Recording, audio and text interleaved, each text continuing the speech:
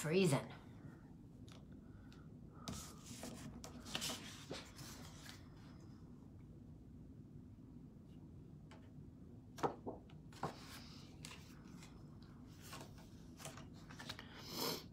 Good morning.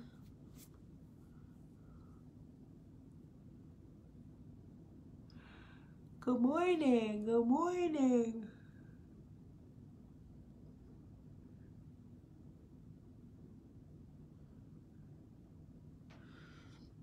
Freezing.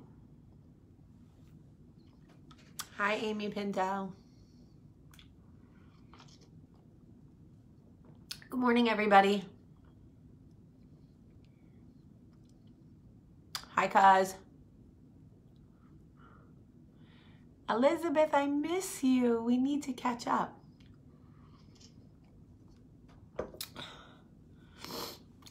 Lore. Oh, Lore, so much to tell you. Oh, my goodness. We need a whole nother trip just for me to catch you up, girl. This hair.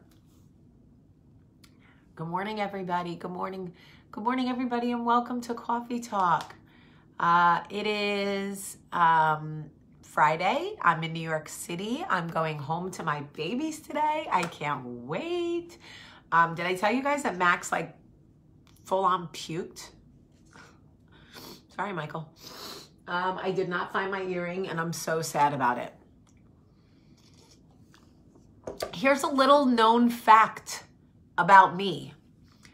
I will take the earring home that I have without its pair. Like, I won't throw it away. Most people, I'm sure, would just take the other earring, since it doesn't have a twin anymore, and just throw it out. Not me. I'll fly that shit all the way back to Alabama and just stick it in some drawer on the off chance that the other earring walks from New York to Alabama. Anyway, so exciting. So I have a, you have no clue. Oh, I'll tell them who Atticus Finch is. Don't you worry. The lighting right now looks like a filter. I look so young. It's amazing. All right. So I have a best friend that lives in New York. You guys have seen him before. He and I have we did Michael McDonald together. We did Radiohead together. We did Justin Timberlake for my birthday. His name is Steven. He's like one of my best friends. Anyway, so for Christmas, he was like, what would you like for Christmas? So I said I wanted a record player. So thoughtful. Oh shit, I just bugged out. I saw coffee coming onto the camera and I was like, what the? It's me. Yo, I'm bugged out. Nathan! Oh my God. So the people at the Time, New York, the hotel here in New York, it's called The Time. The Time New York. I love it. It is a dream hotel. I stay at all the dreams. You know, I stay at the Dream in LA. I stay at the Dream in Miami. I stay at the Time New York on 49th here in New York. And I love it, love it, love it. And Nathan is my guy and he takes such good care of me. Okay, so anyway, wait, I'm telling you a story. What was I telling you? Oh, so anyway, blah, blah, blah, right? So he says, what are some other things you might want for Christmas? So I said, well, really the only thing I want is to see To Kill a Mockingbird on Broadway. Like, I'm a huge Jeff Daniels fan. I love the book. I live in Alabama. She's like, To Kill a Mockingbird is like, you know, it's like the Bible, To Kill a Mockingbird. And I love Atticus Finch. And I love Aaron Sorkin. Oh my God, I have to tell you the best part of the whole story. So anyway, so he tells me Wednesday here in New York, he's like, I tried to get us tickets to see To Kill a Mockingbird. They're sold out, and what isn't sold out, there's no 2 seats together, and what are 2 seats together are like $800 a ticket. So I'm like, it's fine. That's ridiculous. We're not spending that kind of money, right? So last night, he tells me we're going to a screening. Now, he and I are both in the Guild. So, like, we get emails about screenings all the time. So he's like, yeah, we're going to a screening. So I'm like, are we going to see Destroyer with Nicole Kidman? He's like, how'd you know? I'm like, because I got the email. He's like, yeah. I was like, oh, okay. I already saw it. Now, here's the thing. Nicole Kidman was amazing in Destroyer. Amazing. You couldn't even recognize her. But the movie was blah. And I definitely didn't want to see it again, but I didn't want to be rude. So I was like, okay, I'll make the best of it. So he's like, don't drink. And I'm like, what? He's like, don't drink before the screener. I'm like, I need a drink before the screener. He's like, please don't drink before the screener. I'm like, don't what? So I snuck a glass of wine anyway because I'm 42 and don't tell me not to drink. So long story short, he's like, meet me downstairs at 6:30. So I'm like, okay. So he's like, I have to pick up a document for work 4 blocks from here. And then we're going to go to the screener. So I'm like, we're walking 4 blocks. Now, I don't know if you guys know what it's brick means, but it is brick in New York. Okay, I don't know if you speak New York. Maybe that's Jersey. Maybe it's Jamie. I don't know. But it is brick in New York. Okay, which means it is fucking freezing. Okay, it is freezing in New York. This dude has me walking, okay, to pick up a document through Times Square. And all I can tell you is my nipples are so hard. They're cutting through my dress and through my jacket. I'm fucking freezing, okay, because I'm spoiled and I was not dressed to walk through the streets of New York. So we get like 49th, 48th, 47th, 46th. And I look at him and I go, listen, you know I love you, but it's fucking brick out here and I can't walk like but 1 more block. He's like, we're just going to 44th. Now I'm like oblivious, okay? When I tell you oblivious, because I'm annoyed that we're going to this stupid screener of a movie I already saw that I didn't like. But whatever, I love my friend, it's a Thursday night, I'm fine. So we get to 44th Street and make a right, okay? And it's like packed, there's people everywhere. And I'm like, ugh, it's so cold and everybody's just standing around. And we're walking on the left side of the street and he starts pushing me into the street. So I go, what are you doing? And he goes, go cross the street. So I'm so oblivious. I cross the street and he keeps looking at me. You are so full of yourself. Jamie, why don't you suck a whole bag of dicks? You're ruining my story. Okay. So, anyway, I'm so cold that I have my jacket over my head and I'm like this, and he's laughing and he keeps looking at me for me to realize where we are. But I'm so cold with my hood up over my head that I can't see anything out of my peripheral vision except for him. So I'm like, why are you laughing? He's like, because you're funny. So I'm like, where's your document? Where's your guy? And he's like, oh, by the way, someone sent a bag of dicks to my house. Y'all don't do that. I have 3 kids and I know that people thought it would be funny, but my kids don't get it. Please don't send a bag of dicks to my house. So, all right. So he's standing like on a line. And I said to him, what are you standing online for? What is happening right now? And he goes, do you want to get online with me? And I see all these people and I'm like, what is he doing? So I take my hood off and I swear it was like, I can't even explain to you the 30 seconds it took for me to really grasp what was happening. I look up and I see like the best show on Broadway, you know, this. And I'm like, what, where are we? Because it didn't say To Kill a Mockingbird, right? So he's smiling, waiting for me to get it. People are online and I'm like, okay. So I walk towards the front and I see the sign, To Kill a Mockingbird. And I look at him and he's like, Merry Christmas, baby. And I run like a schoolgirl. Chariots of Fire are playing. And I jump like into his arms. And I'm like, you're amazing. Thank you so much. So we go inside. So it is hard to surprise me because I am literally like type A and I'm in everybody's business, and it's so hard for people to surprise me. And he really, really pulled it off. So shout out to Stephen Hill. He's such a good friend. Anyway, so are you ready for this? Are you fucking ready for this? We get into our seats. Not only does he get us great seats, I mean, the theater's small, but the entire cast of the newsroom is sitting in front of us. I'm sorry, Sam Waterston. Hello. Hello, British girl who was in Newsroom, who also played in Mary Poppins Forever or Lives or whatever the title was. The whole cast of Newsroom is sitting in front of us.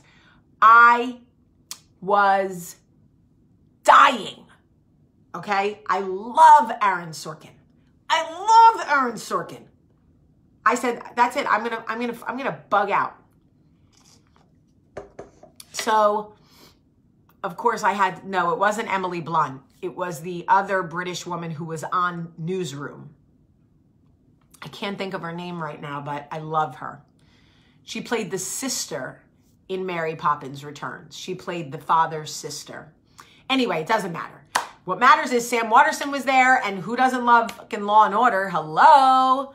So, I was bugging. Totally tripping out. So before the show starts, I lean forward and I tell them, guys, I just love all of you so much. I'm such a Sorkin fan. I love all of you so much. And they go, oh, you love Aaron? I go, oh, I love Aaron. They go, he's right down there. Are you fucking kidding me? Very few things. Listen, I've been in this business a long time, guys. There are very few people that move me to tears. Okay? The cast of Newsroom, Sam Waterston, and then all of a sudden, Aaron Sorkin. Emily Mortimer! Yes! Emily Mortimer! Oh my God, I love her. And we hung out, and she and I hung out. Yes. And then we walked out together, and she was like, I live in Brooklyn. And I was like, oh, I live in Alabama. And she was like, oh my God, tell me all about it. We just like totally hung out. And it was so cool. And they were like, we're going to go back and see Jeff. I was like, oh yeah, totally cash. We're not. We're going to go eat because I'm starving. Anyway, it was amazing. It was amazing. But Atticus says something in the play that really applied back then. And really, oh, by the way, so my friend Steven is Black. And do you know how many times they said the N-word in this play? And I understand, you know, it's part of it. And he doesn't operate from a place of emotion at all. So I knew it wasn't going to hurt his feelings, but it was hurting my feelings. And he was like, but one of three Black people in the whole theater. Okay. And they kept saying the N-word, and they kept saying it like stupid N-word, dumb N-word, N-word, N-word. And I was like, oh my God, this is so awful. I can't make it stop. And at one point I like took his hand and squeezed it, and he was like, I'm okay. And I was like, I'm so sorry that my people spoke to you this way. Oh my God, it was brutal. And at the intermission, he left and went to the bathroom, and Emily Mortimer turned around and she was like, this is tough. And I was like, oh my God, you're telling me. Oh my God. And the Jewish jokes, and the whole theater was filled with West Side everybody's Jews. I was raised Jewish. Every Jewish joke, I was like, oh my God, this is awful. It was a lot for my heart, I have to be honest with you. The play was amazing, but if you are squeamish about racism, it is not a good play for you. Holy crap.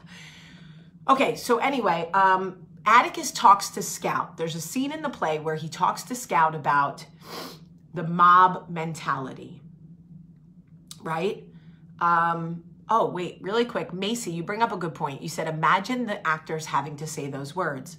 So turns out that when they were cast in the show, they all had a like prayer circle where they talked about how there were going to have to be words used in this show that that have been used to oppress and belittle and diminish and hurt and shame and all of these things, and that every day they were going to pray for each other and lift them up so that when they say these words that they bounce off each other. I don't know, whatever. I heard about it, and I can't imagine being an actor and having to get on stage and say those words, but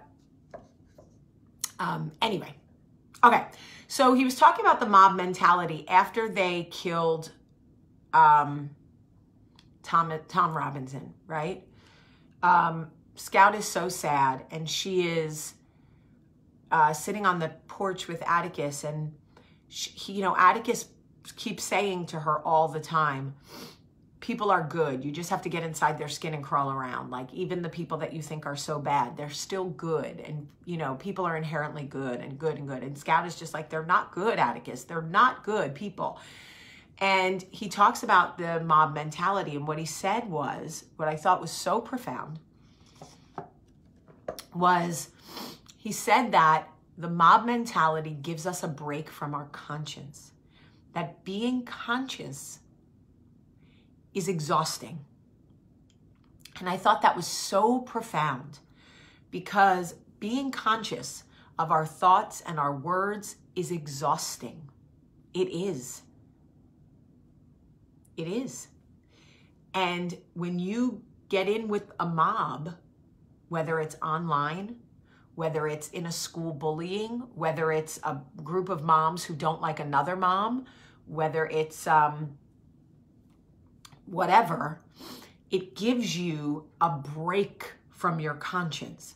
Because if everybody else is doing it, I can do it too.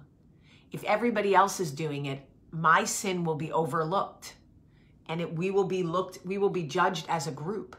And the truth is, that is not the case. That is not the case. The truth is that we are all responsible for our individual judgment. You could hide in a crowd.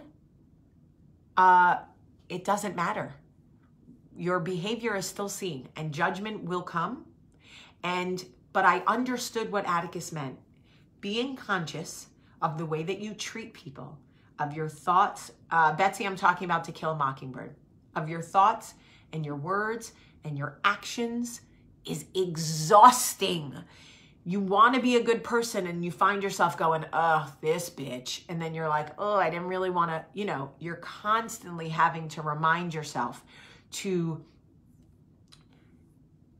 think good and have good thoughts and good words, and think if it isn't helpful, if it isn't positive, do I need to say it, and blah, blah, blah. And then you see a mob, and you see them getting out all of this anger and getting out all of this frustration. I would bet that if you took a mob for anything, political mob, race mob, I don't know, whatever people are mobbing about these days, and you broke them down individually. There's something that the judge does in To Kill a Mockingbird that's very interesting. When they find Tom Robinson guilty, the judge asks each juror to state their verdict out loud, which he is not required to do. And he does that because he's removing the mob mentality.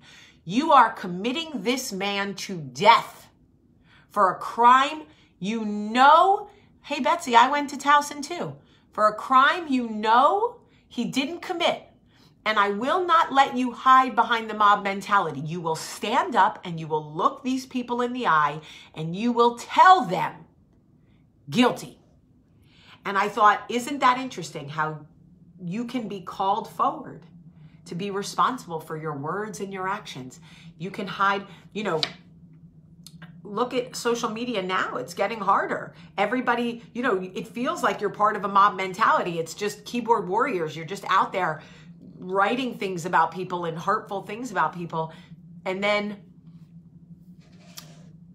sometimes you get caught out there, and it's your social media post, it's your comment, it's your whatever reply that people harp on. And you say, why me? Everybody else was saying it. Why are you singling me out? Because you are judged solely for your words and actions.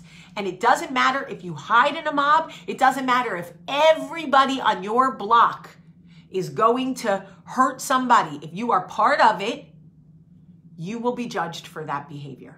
And you will be taken to justice in this life or the next. And I always tell my children, just because they're doing it, just because they're saying it, doesn't mean that you can do it or say it too.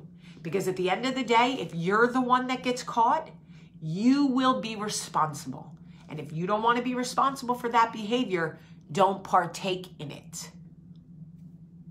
I'm telling you, listen, a couple of days ago, I posted a video, a flashback or a, I don't know what you call it, throwback of a video of Jersey Belle, where I say I have to squint to read bullshit. And one of the girls from the show was in the clip. She and I don't speak. And people started saying mean things about her. And all of a sudden, everybody was saying mean things about her. And I realized I don't like her, but I have a real, genuine reason to have been hurt by this person. Nobody else does. And it became the mob mentality. Well, one person says something about her, the next person says something about her, the next person says something. I had to take it all down. Not because I was afraid of her or because I whatever, but because I don't want to encourage that behavior. That's, you know, we don't want to act like that. Our children are watching. Really. We got to be careful. Anyway, it was a great show. And really just seeing the cast of Newsroom was amazing. What is this? Hold on. We can't understand what this says and the translate isn't working. Can you change so the rest of us can read? I don't know what. All rise. So good. Oh my gosh. Okay. Cousin Beth, do not be jealous. Say, I'm so happy for you. Jealous has a negative connotation. To change our words. Anyway, I don't know. It was profound to me how when he said that being conscious is exhausting and sometimes people just want to set themselves free from that. I was like, oh my God, I felt that shit all the way down in my soul, Atticus, in my soul. All right. I love you guys. See, cuz I love you guys so much. I love you more today.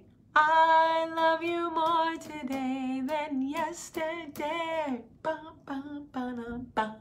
My kids got their report cards. I'm so excited to see how well they did, hopefully. I miss them. I miss Michael. I miss my dog. Okay. A year ago today, the Breaking In movie trailer came out. I feel like so much has happened since then. Anyway, I love you all so much. I want you to have a beautiful Friday. I'm traveling home, so think good thoughts for safe travel. I love you so much today. Have a great, great day.